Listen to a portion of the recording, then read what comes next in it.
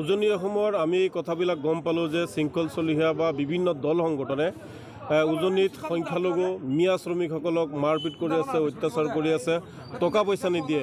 তেতিয়া আমি নেমচুৱে শ্ৰমিকসকলক যাবলৈ আমি মানা কৰিছোঁ। তাৰ পিছত এতিয়া বিশেষ সূত্ৰে আমি গম পালোঁ যে শৃংখল চলিহাৰ নেতৃত্বত এতিয়া মিয়া শ্ৰমিক উজনিলৈ গৈ আছে। বৰ লাজৰ কথা, বৰ দুখৰ কথা যে যিজন শৃংখল চলিহাই মিয়া শ্ৰমিক যাব নালাগে, মিয়াক লৈ ৰাজনীতি আৰম্ভ কৰিছিলে, সেই শৃংখল চলিহাই এতিয়া মিয়া শ্ৰমিক নিবলৈ আৰম্ভ কৰিছে।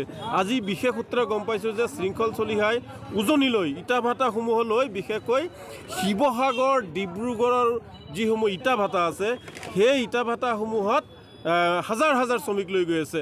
আমি কিছুমান বাছ ঘূৰাই দিছিলোঁ আৰু এতিয়া আমি জানিবলৈ পাৰিছোঁ যে শৃংখল চলিহা ডাঙৰীয়াই ট্ৰেইনেৰে, ৰেলেৰে তেওঁ শ্ৰমিক লৈ গৈ আছে।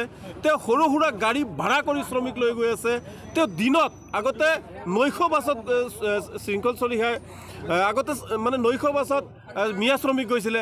আজিকালি সৰু সুৰা গাড়ী ভাড়া কৰি, আৰু সেই গাড়ীবোৰ শৃংখল চলিহাই ভাড়া কৰি দিয়ে, যিসমূহ গাড়ীৰে বৰ্তমান উজনিলৈ মিয়া শ্ৰমিক লৈ গৈ আছে। গতিকে হয়তো আমাৰ এটা ধাৰণা হৈছে যে শৃংখল চলিহাৰ কাৰোবাৰ লগত বুজাবুজি হৈছে, আৰু বুজাবুজি হোৱাৰ পাছত এতিয়া মিয়া শ্ৰমিক মানে উজনিলৈ নিব আৰম্ভ কৰিছে।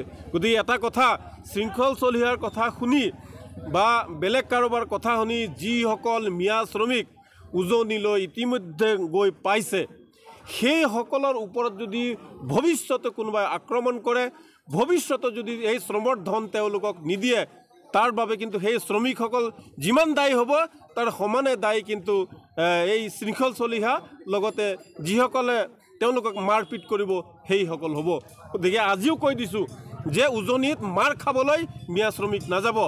নিজৰ যি ধন, প্ৰাপ্যৰ ধন, সেই ধন হেৰাবলৈ আপোনালোকে উজনিলৈ নাযাব। আপোনালোকে প্ৰয়োজন হ'লে উজনিৰ পৰিৱৰ্তে অসমৰ বাহিৰলৈ যাওক। আপোনালোকে হায়দৰাবাদ যাওক, আপোনালোকে চেন্নাই, বেংগলোৰ, নাগালেণ্ড, বিভিন্ন ৰাজ্যত যাওক। কাৰণ নিজৰ ৰাজ্যৰ উজনিত এতিয়া মিয়াৰ নিৰাপত্তা নাই। য'ত মুখ্যমন্ত্ৰীয়ে নিৰাপত্তা দিব নোৱাৰে, য'ত DJPয়ে নিৰাপত্তা দিব নোৱাৰে, আপোনালোক মিয়া শ্ৰমিক কাৰ সাহসত সেই উজনিলৈ যাব? এটা কথা আপোনালোকে জানে যে শ্ৰমিকৰ যি নিৰাপত্তা, এই নিৰাপত্তা অসমৰ বাদে বাকী ভাৰতবৰ্ষৰ যিসমূহ ৰাজ্য আছে, প্ৰতিটো ৰাজ্যতে শ্ৰমিকৰ নিৰাপত্তা আছে, তেওঁলোকৰ জীৱনৰ নিৰাপত্তা আছে, আৰু যি শ্ৰমৰ ধন, সেই ধন মানে আদায় দিয়াত চৰকাৰে সহায় কৰে। কিন্তু উজনিত যিটো দেখা পোৱা গৈছে, এই ক্ষেত্ৰত আমি বুজিবলৈ পাৰিছোঁ যে অসম চৰকাৰে এইসকলক নিৰাপত্তা দিয়াত ব্যৰ্থ হৈছে। আৰু মই অসমৰ মুখ্যমন্ত্ৰী ডাঙৰীয়াক, DGP ডাঙৰীয়াক মই অনুৰোধ জনাম যে আপোনালোকে ভাৰতবৰ্ষৰ বেলেগ ৰাজ্যৰ পৰা শিক্ষা লওক যে মানুহক কেনেকৈ নিৰাপত্তা দিব লাগে, শ্ৰমিকক কেনেকৈ নিৰাপত্তা দিব লাগে।